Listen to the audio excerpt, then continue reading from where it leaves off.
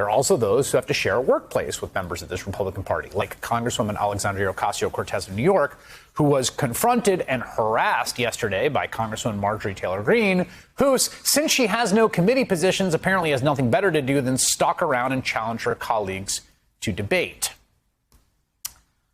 Washington Post congressional correspondent Jacqueline Alemany witnessed the interaction between the two congresswomen firsthand. She's the author of the Post's early morning newsletter, Power Up, and she joins me now. Jackie, since you were there, will you just sort of tell us what you saw?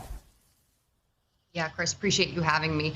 This was an aggressive confrontation that we witnessed outside the House chamber from Marjorie Taylor Greene, which is the latest in a pattern of behavior from her that we've previously seen. But after House votes, Alexandria Ocasio-Cortez walked out of the chamber very calmly, quietly, and chasing after her was Congresswoman Taylor Greene, who falsely accused her of supporting terrorists. And we witnessed this, my colleague Mariana and I, we witnessed her shouting, "Hey, Alexandria," twice over in an effort to get her attention in a very aggressive and confrontational tone. Ocasio-Cortez ignored her. She didn't stop walking. Greene then picked up her pace and, chased her down, started shouting at her, and kept asking her why she supports Antifa and Black Lives Matter, which she falsely referred to as terrorist groups. She continued to chase after her and shouted that Ocasio-Cortez was a coward and that she was failing to defend her radical socialist beliefs. Yeah, I should say that Alexandria Ocasio-Cortez said that, I think in response to a question about this, that she worked in a bar and used to have to throw people like this out of bars all the time, so she's sort of used to it.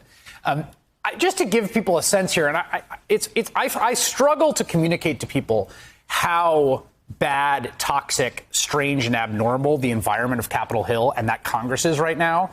But just for people that don't cover Congress every day, like this is not normal. This doesn't usually happen at all, right? This is novel.